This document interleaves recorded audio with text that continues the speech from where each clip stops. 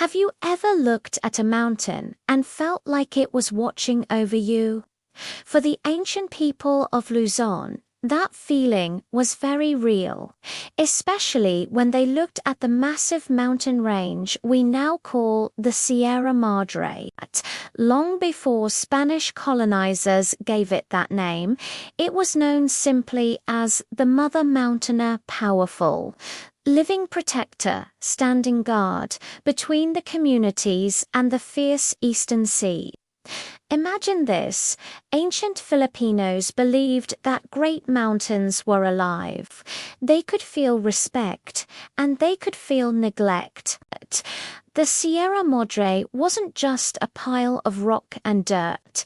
It was a conscious being that shielded villagers from the terrifying typhoons that brewed over the Pacific. They believed the mountain literally broke the anger of the sky before it could crash down on the lowlands, saving countless lives with its silent strength. But the mountain wasn't just a physical barrier. Its deep, mysterious forests were a world teeming with spirits. These weren't spooky ghosts, but powerful entities that deserved respect. There were the Anitos, the spirits of ancestors who watched over the rivers, the ancient trees, and the dark caves. And then there were the Diwatas, the enchanting nature spirits tied to the waterfalls, cliffs, and the oldest, most sacred groves. If you were a hunter or a traveler, you didn't just barge into these forests. You had to ask for permission. You'd offer a bit of betel nut, a handful of rice, or a quiet prayer, hoping the spirits would grant you safe passage and not punish you with illness or bad luck.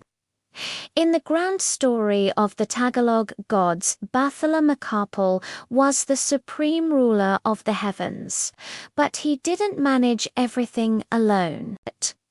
He entrusted the mountains to act as pillars, holding up the sky and maintaining the delicate balance between the heavens and the earth.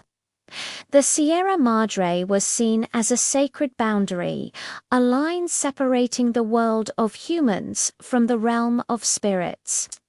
It was considered the resting place of Bathela's own breath, the very spot where the winds and the clouds were born.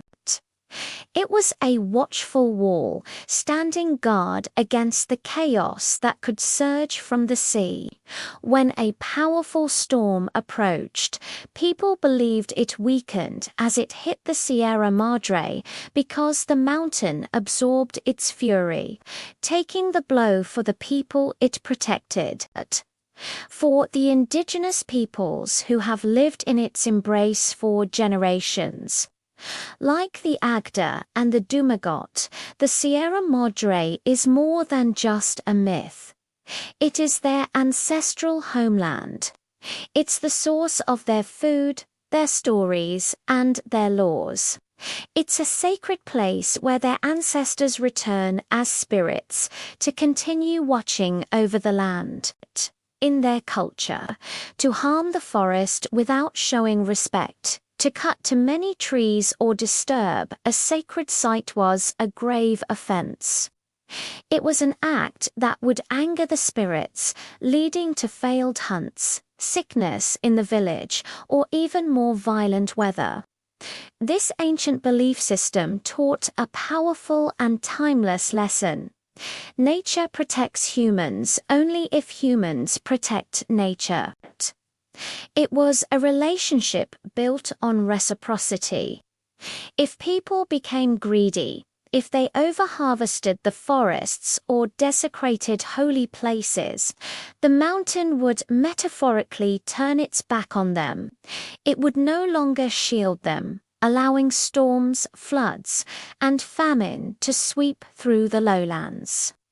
The protector would become indifferent. But today, even without ancient temples or scrolls of written myths, the spirit of the Sierra Madre survives in the collective memory of the Filipino people.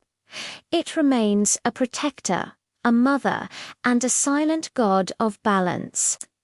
This ancient wisdom echoes every time we hear someone say that the Sierra Madre is Luzon's last shield against typhoons. It's a modern, scientific truth that is deeply rooted in an ancient, powerful myth. The Mother Mountain is still watching over us. Thank you for watching. If you found this story as fascinating as I do, please like, share, and subscribe for more dives into our rich cultural heritage.